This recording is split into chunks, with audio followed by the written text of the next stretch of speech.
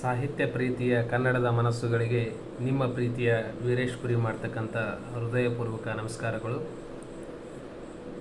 ನಾನು ಈ ದಿನ 2023ನೇ ಸಾಲಿನ ವಿಭಾ ಸಾಹಿತ್ಯ ಪ್ರಶಸ್ತಿಯನ್ನು ಪಡೆದಿರತಕ್ಕಂಥ ಸವಿರಾಜ್ ಆನಂದೂರವರ ಗಂಡಸರನ್ನು ಕೊಲ್ಲಿರಿ ಎಂಬ ಕವನ ಸಂಕಲನದಿಂದ ಶೀರ್ಷಿಕೆ ಕವಿತೆಯನ್ನು ಓದ್ತಾ ಇದ್ದೀನಿ.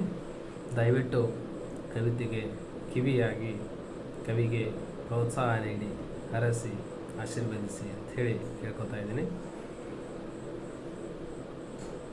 ಕವಿತೆಯ ಶೀರ್ಷಿಕೆ ಗಂಡಸರನ್ನು ಕೊಲ್ಲಿರಿ. ಜಿರಲೆ ಏನೋ ಚಿಕ್ಕದೆ, ಮೀಸೆ ದೊಡ್ಡದು, ಮೀಸೆ ತುದಿಯ ಕುಣಿಸುತ್ತಿರುವ ಆಸೆ ದೊಡ್ಡದು. ಒಮ್ಮೆ ಧೈರ್ಯ ಮಾಡಿರಿ, ಗಂಡಸರನ್ನು ಕೊಲ್ಲಿರಿ. ಊರು ಬೀದಿ ತಿರುಗಿ ಬಂದು ಮನೆಗೆ ದೊಡ್ಡ ಬೀಗ ಜಡಿದು ಕೀಲಿಗಳನ್ನು ಕಳೆಯುತ್ತಿರುವ ಗಂಡಸರನ್ನು ಕೊಲ್ಲಿರಿ. ಸ್ವಚ್ಛಂದವಾದ ಗಾಳಿ ಬೆಳಕು ಸ್ವರ್ಗಕ್ಕೂ ಕಿಚ್ಚು ಹಚ್ಚಿ ಕಿಟಕಿಗಳನ್ನೇ ಮುಚ್ಚಿ ಬಿಡುವ ಗಂಡಸರನ್ನು ಕೊಲ್ಲಿರಿ. ಬೆಟ್ಟ ಅಗೆದು ಇಲಿಯ ಹಿಡಿದು ಹುಲಿಯ ಒಡೆದ ವೀರನಂತೆ ಪರಾಕುಗಳನ್ನು ಹೇಳಿಕೊಳ್ಳುವ ಗಂಡಸರನ್ನು ಕೊಲ್ಲಿರಿ.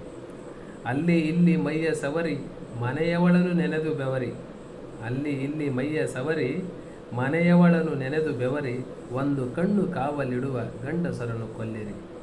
8 ಕೈಯ ಬೊಂಬೆ ಮಾಡಿ ಒಂದೊಂದಕ್ಕೂ ಕೆಲಸ ನೀಡಿ ಸ್ತುತಿಸುವವನ ನಂಬಬೇಡಿ, ಗಂಡಸರನ್ನು ಕೊಲ್ಲಿರಿ. ಬೇಕೆಂದರೆ ಗೊರಕೆ ಹೊಡೆವ, ಬೇಡದಾಗ ನರಕ ಕೊಡುವ ವೀಕೆಂಡಿನ ರಸಿಕರಿವನು, ಇವನ ನಂಬಬೇಡಿರಿ, ಗಂಡಸರನ್ನು ಕೊಲ್ಲಿರಿ.